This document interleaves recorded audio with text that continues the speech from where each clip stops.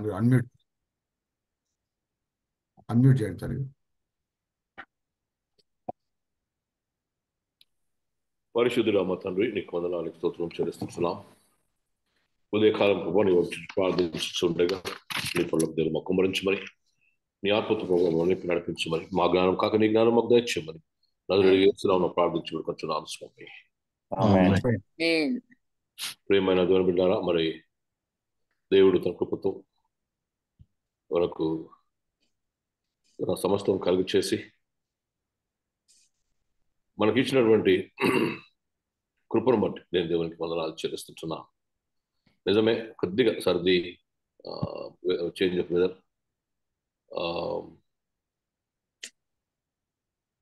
కొద్ది కోల్డ్ ఉంది కానీ ఏం తొందర ఏం లేదు. మరి ఈ రోజున what are the conditions of forgiveness అనే దానికి వచ్చాం. ఇంతకుముందేమో ఫౌండేషన్స్ ఆఫ్ ఫర్గివ్నెస్ క్లోజ్ చేసాం, అయిపోయింది. ఈ రోజున conditions of forgiveness. What are the conditions of forgiveness లో మొదటగా రిపెంటెన్స్, పశ్చాత్తాపం. పశ్చాత్తాపం అంటే పశ్చాత్తాపం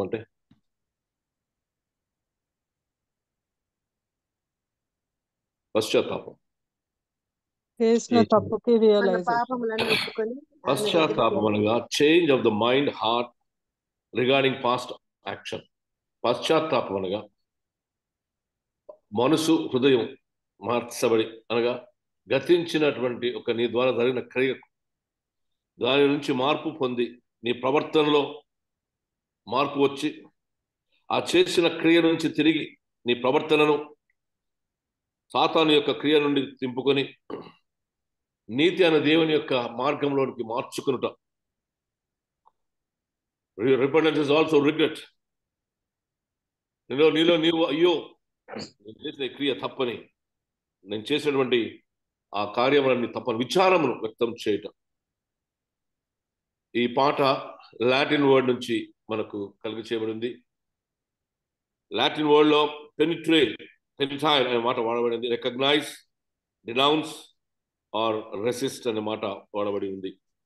అనగా హృదయపూర్వకమైన విచారాన్ని తెలియజేస్తూ, అంగలార్పు కలిగి చేసి, పాత నిబంధన కాలంలో అంగలార్పుగా నీ గుండె కొట్టుకుంటూ ఏడుస్తూ దేవునికి విరుద్ధమైన క్రియలను, హేయ క్రియలను, వాటి నుంచి నీ హృదయమును, నీ మనసును, జీవితాన్ని మళ్లించుకుని ఆ పాపపు జీవితం నుంచి విడుదల కలిగి అండ్ టర్నింగ్ టువర్డ్స్ గాడ్, దేవుని వైపు తిరగడమే ఈ రిపెంటెన్స్ అనగా పశ్చాత్తాపం అని నేను జ్ఞాపకం చేస్తుంటున్నాను. Repentance must make restitution. Repentance అంటే పునరుద్ధీకరింపబడడం, అనగా దేవునికి విరుద్ధమైన క్రియల ఎడల and your turning away from sinful life and turning towards God, అనగా పునరుద్ధీకరించబడి సాతాను హేయమైన క్రియల నుంచి విడుదల పొంది దేవుని వైపు, దేవుని నీతి కొరకు మనం తిరగడమే.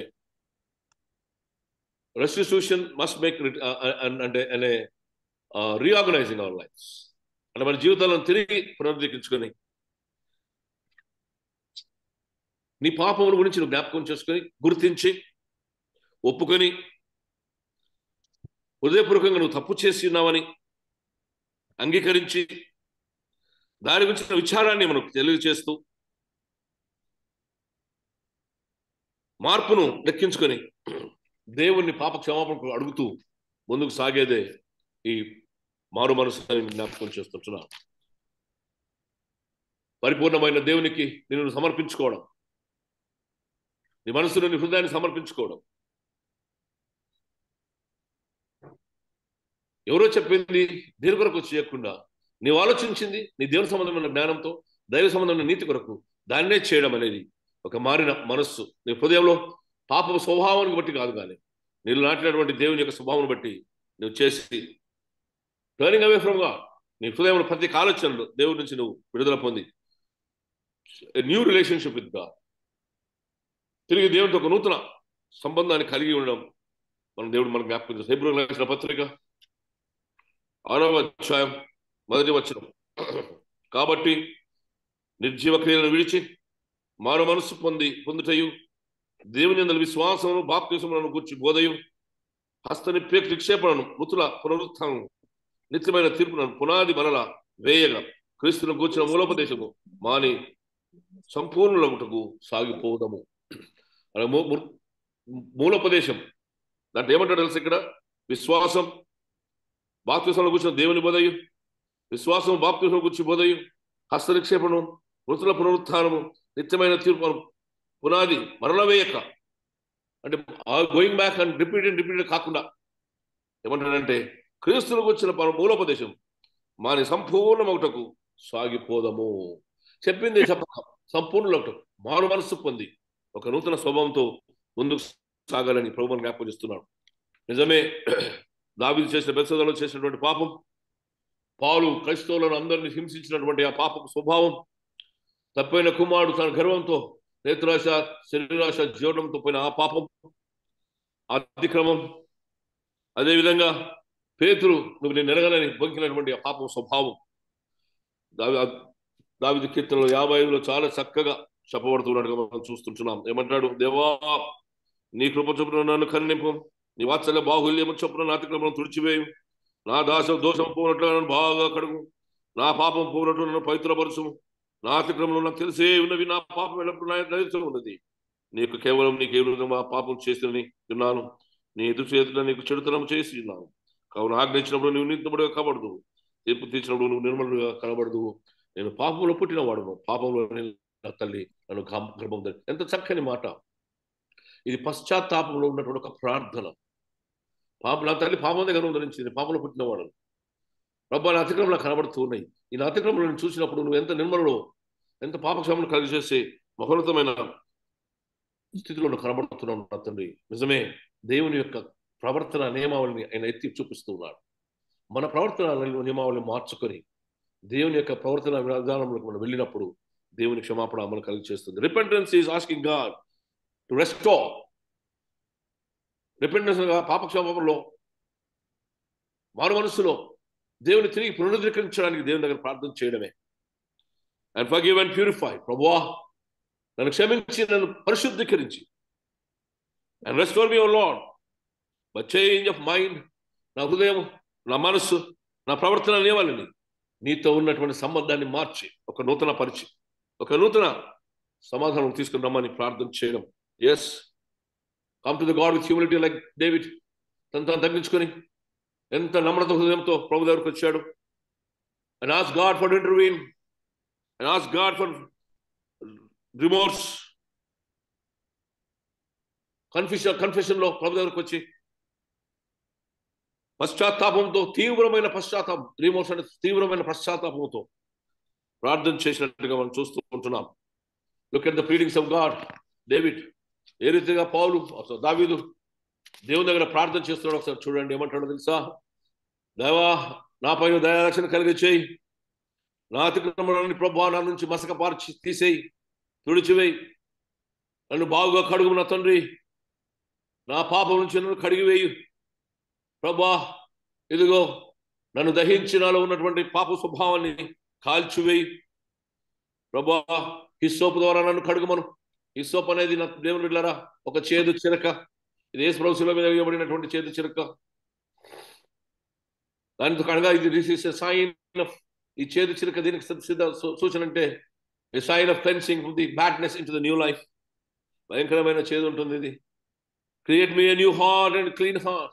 నాలో ఒక నూతన హృదయాన్ని, శుద్ధమైన మనసును హృదయం కలుగు చేసిన తండ్రి. Renew in me right spirit. నాలో ఒక నూతన అంగీకార యోగ్యమైన నీ ఆత్మను కలుగు చేయి. O Lord, do not push me away from your presence. నీ సన్నిధానం నుంచి నన్ను తీసివేయకు. Do not take away from your spirit from me. నా నుంచి నీ ఆత్మను తీసివేయకు నా తండ్రి. Restore me in your joy. నీ ఆనందంలో నన్ను తిరిగి పునరుద్ధరించు నా తండ్రి.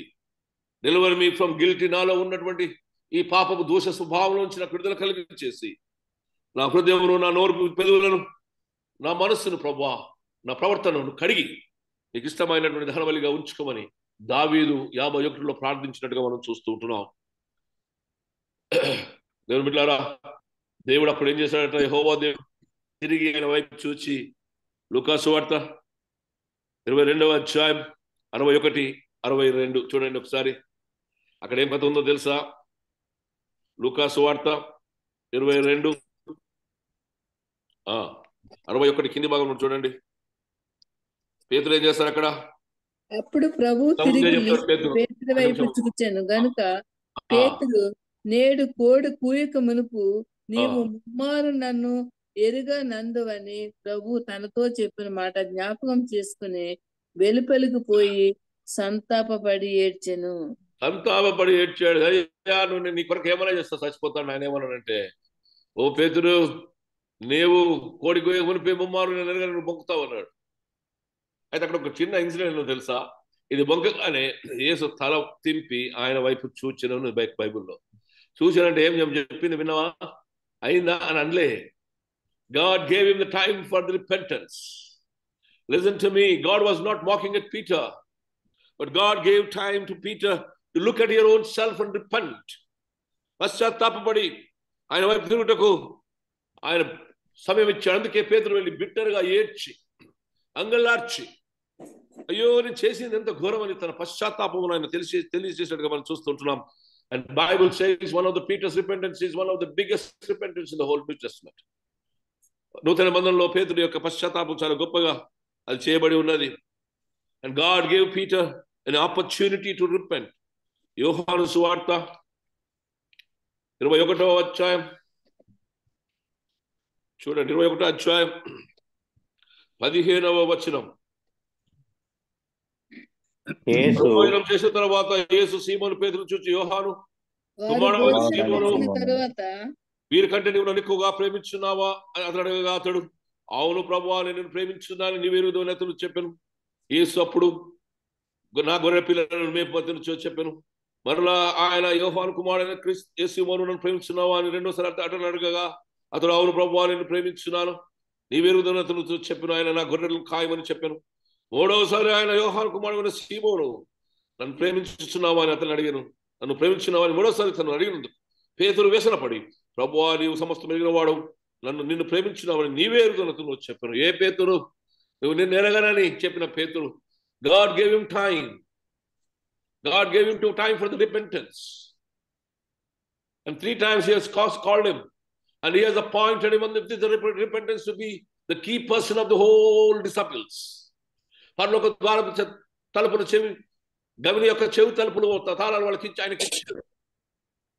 నీ మీద సంఘం కడుతున్న గొప్ప కృపను ఆ బిడ్డకి ఇచ్చాడు. And this is the fact, my dear ones. This is the fact that you have to understand. Yes, God gave him time for the repentance, and God gave him the responsibility. God found favor in favor of Peter, in spite of his bunkiలను సరే deny చేస్తే కూడా, నా గొర్రెలను మేపు, నా మందను ఖాయము అని తన బాధ్యత ఇచ్చాడు. ఎందుకంటే పేతురు యొక్క ఆ యొక్క పశ్చాత్తాపం బట్టి ఆయన ఇచ్చినట్టుగా మనం చూస్తూ ఉంటున్నాం.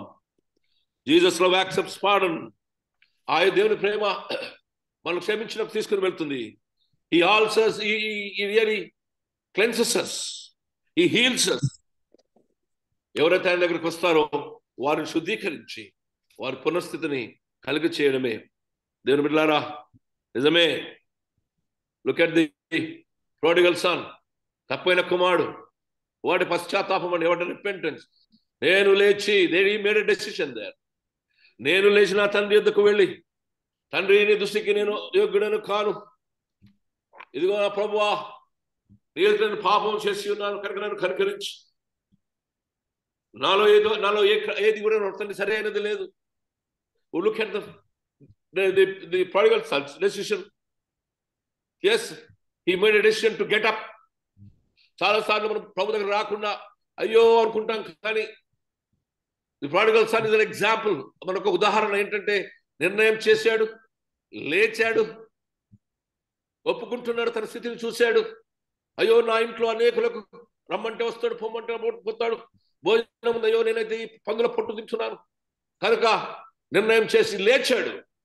This is where many of the Christians falter. We make decision, but we don't rise and walk straight to the Lord. Like Mary, who made the decision and walked to Jesus Christ. నీళ్ళని ద్రాక్షరసం చేసినాడు, మరి అమ్మ నిర్ణయం చేసింది, లేచింది, దేవుని చిత్తాన్ని ఎరిగింది, యేసుకి ఇది సాధ్యమని గుర్తించింది, ప్రభు యొద్దకు నడిచి వెళ్ళింది. Likewise, prodigal son also got up and made a decision and confessed and he went back to the Jesus Christ. దేవుని బిడ్డలారా, నిజమే, the confession of prodigal son, తప్పైన కుమారుడు యొక్క ఆ యొక్క కన్ఫెషన్ ఒప్పుకొని చూడండి. నేను నీ కుమారుడు అనిపించుకున్న యోగ్యుడను కాను. హృదయాంతరంగం దిగి వచ్చినటువంటి ఆ ప్రార్థనని నేను మీకు తెలియజేస్తున్నాను.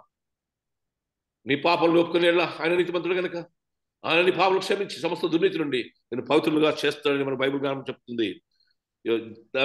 యూదా పత్రిక, James, the book of James, chapter 3,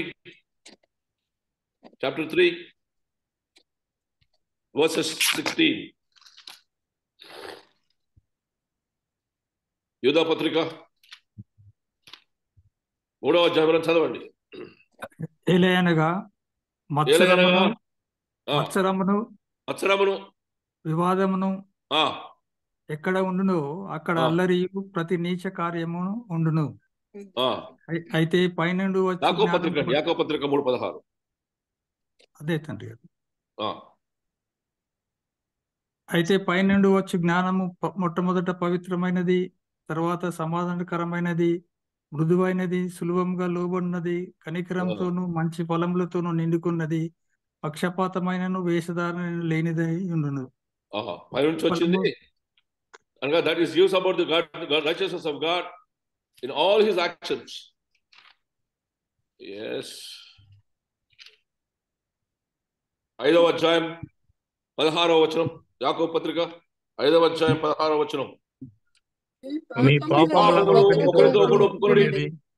మీరు స్వస్థత పొందిన ఒకడు ప్రార్థన చేయుడి, నీతిమంతు విజ్ఞాపన మానవపూర్వకమై బహుబలం గలదయుడును.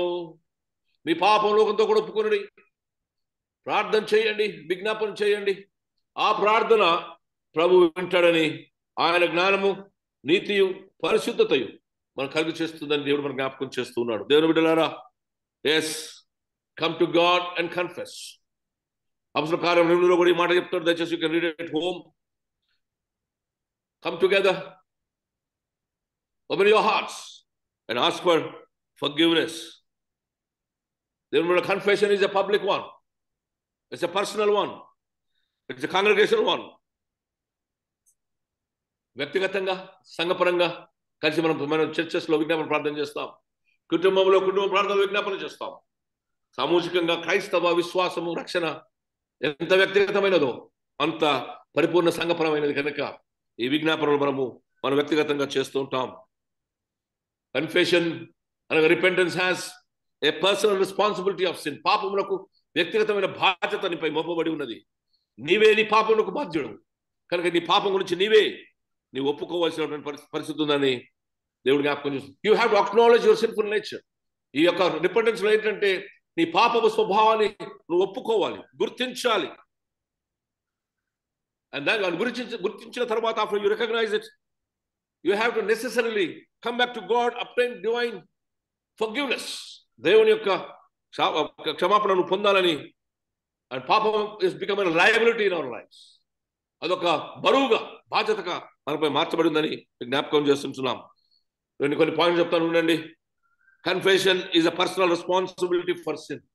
పాపం అనేది అనగా ఒప్పుకోవడం ఇట్స్ ఎన్ రెస్పాన్సిబిలిటీ. పాపం గురించి ఒక బాధ్యత. ఇక్కడ ఎటువంటి ఎక్స్క్యూజెస్ లేవండి. ఇక్కడ దేవునికి ఏదో చేసి, మోసం చేసి, అల్లిబుల్లి కబుర్లు చెప్పి దాటిపోయే ఛాన్సెస్ లేవండి. You have to testify. నువ్వు ఖచ్చితంగా దేవుని దగ్గర ఒప్పుకొని నీ పాపముల గురించి నీవు దీర్ఘంతో నిన్ను తగ్గించుకొని మినిమైజ్ యువర్ సెల్ఫ్ అండ్ నువ్వు దాన్ని సొంతం చేసుకోవాల్సిందే. ప్రభువా ఏమో అయిందిలే, ఆయన చెప్తే చేసిన. No, you have to agree that it is your own sin, with your own heart, with your own mind. Come to him with offering the అతిక్రమములన్నీ నేనే చేశానని నీ సొంతగా ప్రభుత్వం రావాలి. His confession is also acknowledging that sin is against God. పాపము దేవునికి విరుద్ధమైన స్వభావాన్ని నీవు ఖచ్చితంగా ఒప్పుకోవాలి, దేవుని దృష్టిలో చూపాలి. ప్రభువా ఇది నీ స్వభావానికి విరుద్ధమైన మానవ స్వభావమే ఈ పాపం అని మనం జ్ఞాపకం చేసుకుంటుండాలి. Yes, you have to say. 51 అంటాడు, నీకు విరుద్ధమా నేను పాపం చేస్తే you should understand you have committed sin against God. That is where the repentance comes with. నువ్వు ఎప్పుడైతే నీవు దేవుని విరుద్ధంగా పాపం చేస్తున్నావని నువ్వు ఎప్పుడైతే తెలుసుకుంటావో, అప్పుడు నీలో పశ్చాత్తాపం కలుగుతుంది కనుక it raises you that sin at the core of humanity. It will help you to understand పాపమే దేవుని యొక్క సన్నిధానం నుంచి తీసివేసిందని. అది it is the core of humanity. మానవత్వం అంతటిని, మానవాళిని అంతటిని పాపం ద్వారా మన హృదయం చీకటిగా మార్చబడి దేవుడి నుంచి వేరు చేసిందని నువ్వు గుర్తించడమే ఈ పాప పశ్చాత్తాపం అని, ఈ పాప క్షమాపణలో నీకు జ్ఞాపకం చేస్తుంటున్నాను. నిజమే దేవుని బిడ్డలారా, you have to filter your heart. నీ హృదయాన్ని నువ్వు పరీక్షించుకొని, ఫిల్టర్ అంటే ఏంటంటే మురికి తీసివేసి శుభ్రంగా మార్చుకోవాలి. See it as a serious issue in your life and true confession. There is no substitution please. అంటే నీకు బదులుగా ఏం లేదు, నువ్వే రావాలా, నువ్వే ఒప్పుకోవాలా. And there is no dopes. నాకు బదులుగా నువ్వు చేయని చెప్పేది ఏం లేదు. నువ్వే రావాలా, రిపెంటెన్స్ లో నువ్వే పాలిభాగస్గా ఉండాలని దేవుడు జ్ఞాపకం చేస్తుంటున్నారు. దేర్ఫోర్ నువ్వు పాపం ఒప్పుకోలులో there is no substitute in your life. It is నీ కాన్షియస్నెస్ తో నిన్ను నువ్వు పరీక్షించుకొని, నీ మనసును మార్చుకొని దేవుని సన్నిధానికి వచ్చే ఒక నూతనమైన స్వభావమే ఈ యొక్క రిపెంటెన్స్ అని నేను జ్ఞాపకం చేస్తున్నాను. నీలో ఆధ్యాత్మికమైన దుఃఖం కలిగినప్పుడు నువ్వు దేవుని పాదంలోకి వచ్చి నీలో ఉన్నటువంటి మార్పును ప్రభువునకు గోజాడుతూ తెలియచేయాలి. It is also a decision to make amendment to your heart. నీ హృదయంలో, నీ కాన్షియస్లోకి వచ్చి ప్రభు అని నీ దృష్టి అంగీకారంగా లేనని తెలుసుకొని నువ్వు దేవుని దగ్గరికి వచ్చి నీ అమెండ్మెంట్ అంటే కొత్త ఒక స్వభావాన్ని నువ్వు కలుగజేసుకుంటూ ప్రభు దగ్గరకు వచ్చి నీవు నీ పాపం స్వభావాన్ని విడిచిపెట్టి ఒక నూతనమైన దైవ సంబంధమైన స్వభావంలోనికి వచ్చి పక్షిరాజీవనం వల్ల నూతన స్వభావం చేర్చబడి ప్రభు యొద్దకు వచ్చేదని జ్ఞాపకం చేస్తాం. That sin is the repentance is the rejection of sin and going away from guilt. పాప స్వభావం నుంచి నీలో పాపం ఉందని గుర్తిరిగి దాని దూరంగా వెళ్ళడమే ఈ పాప పశ్చాత్తాపం అని మీకు జ్ఞాపకం చేస్తున్నాం. Look at the salvation of the prodigal son. అని వెళ్ళగానే తండ్రి లేచి దూరంకి వెళ్ళి కుమారుని చూచి పశ్చాత్తాపన్న కుమారుని హక్కున చేర్చుకుని ముద్దు పెట్టి క్షౌరం చేయించి ఉంగరం పెట్టి is celebrated a great great function. రోమిలకు రాసిన పత్రిక 10వ అధ్యాయం 9-10 వచనాలు. రోమిలకు రాసిన పత్రిక 10వ అధ్యాయం 9-10 వచనాలు. అదేమనగా యేసు ప్రభు అని నీ నోటితో ఒప్పుకొని, అదేమనగా యేసు ప్రభు దేవుడని ఒప్పుకొని, దేవుడు మృతులలో నుండి ఆయనను లేపనని, దేవుడు మృతులలో నుండి అతను లేపనని నీ హృదయమందు విశ్వసించిన ఎడల నీవు రక్షింపబడుదు. హృదయం నోటితో ఒప్పుకొని నీ హృదయంతో నువ్వు ప్రకటించి నీ హృదయంలో నువ్వు ఆలోచన చేసినప్పుడు నీవు రక్షించబడతావు.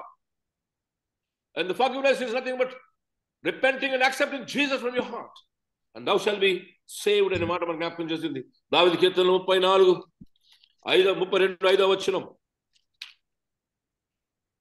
నా దోషము కప్పుకొనక నీ ఎదుట నా పాపము ఒప్పుకుంటుని, యెహోవా సన్నిధి నా అతిక్రమణను ఒప్పుకొందని అనుకుంటుని, నీవు నా పాపమును పరిహరించి ఉన్నావు. నేను ఒప్పుకుంటే ప్రభువా నువ్వు నా పాపం అంతటిని పరిహరించున్నావు కనుక నా తండ్రి ఏది దాచుకోకుండా there is no substitute for my repentance Lord. నేనే నా కాన్షియస్ లో ఆలోచన చేస్తున్నాను, నేనే నీ గురించి ఆలోచన చేస్తున్నాను. ఏదైనా ప్రభు వచ్చి నా నోటితో ఒప్పుకుంటున్నాను, నా హృదయంలో నమ్ముతూ ఉన్నాను కనుక నేను ఖచ్చితంగా దేవుని నేను ప్రభువా నేను రక్షించబడతానని. ఒక్కసారి చూద్దాం యోహాను సువార్త 6:16-8 వచనం. ఈ రోజు ముగించుకుందాం యోహాను సువార్త 16:8. ఆయన వచ్చినప్పుడు పాపమును గూర్చియు తీర్పును గూర్చియు లోకమును ఒప్పుకొన చేయను. పాపం అనగా పశ్చాత్తాపం అనేది పరిశుద్ధాత్మను కలుగ చేయడం దేవుని కృపావరం. ఇది పరిశుద్ధాత్మ వల్ల మన హృదయంలో దేవుడాత్మ వచ్చినప్పుడు ఆయన వచ్చిన దేవుని నీతియు దేవుని యొక్క దేవుని యొక్క రాజ్యం యొక్కను ఆయన తీర్పును గూర్చి పాప క్షమాపణ అయినటువంటి దేవుని కృపను మనం కలుగ చేసి మన పాపం ఒప్పుకున్నట్టు ఆ పరిశుద్ధాత్మ మన హృదయంలో క్రియలను కలుగ చేసింది. The work of the Holy Spirit is to convict you. నేను తీర్పు తీర్చి నీలో పాప స్వభావాన్ని తీసివేసి నీ హృదయంలో కన్ఫెషన్ అనేది కలుగ చేస్తుంది. Therefore repentance is followed by confession and when the confession is there it is the work of the Holy Spirit. పరిశుద్ధాత్మ యొక్క క్రియారూపం కనుక నీలో నిజమైన పశ్చాత్తాపంతో నువ్వు ప్రభు యొద్దకు వచ్చినప్పుడు మనకు మారిన మనసుతో మారిన ప్రవర్తన విధానంతో మారిన తలంపులతో నువ్వు ఆయన నమ్మదగిన వాడు నీతిమంతుడు కనుక ఆయన దగ్గరికి వచ్చి నీ నోటితో ఒప్పుకొని నీ హృదయంలో విశ్వసించినప్పుడు నీవు నీ పాపలు క్షమించబడి నూతన స్వభావంలోకి మార్చబడతావు. ఈ నూతన స్వభావంలోకి మార్చబడడానికి స్వభావం మారినప్పుడు నీ నోటితో నువ్వు ఒప్పుకోవడం ప్రారంభం చేయాలి. కనుక రేపటి ఒక ఆలోచన ఏంటంటే repentance is followed by confession. What is confession? What is confession? Confession is nothing but opening up your heart, opening your mind, recognizing this guilt in your heart. పాప స్వభావాన్ని, ఆ శాపాన్ని నువ్వు గుర్తు చేసుకొని నీ నోటితో నువ్వు ఒప్పుకొని ఇది నా స్థితి అని నువ్వు కనపరచుకోవడమే ఈ confession. Showing God what is actual your heart situation is all about. నీ హృదయ స్థితి ఏముందో అది తెలుసుకోవడమే. ఇదిగో తెలుసుకొని మారు మనసుతో నీ హృదయాన్ని బట్టబయలుపరచడమే ఈ కన్ఫెషన్ అని మీకు తెలియజేస్తుంటున్నాను. దేవుని బిడ్డలారా, దీనిని రేపు మనము ధ్యానించాలని ప్రార్థిస్తున్నాం. కొద్దిగా కోల్డ్ తోటి నేను ఉన్నా, no problem. We are meeting on Sunday at 11 o'clock for Holy Communion service. ప్రార్థించండి, తొందరపడకండి. ఎవరికైనా అనానుకూలతో తనగా ఏమైనా అనుకుంటాడమని బాధపడకుండా ప్రార్థనలో మీరు ముందుకు సాగాలని నేను మనవి చేస్తుంటాను. దేవుడు మీకు తోడైండును గాక. ఆమేన్. వాక్యం నిమిత్తమై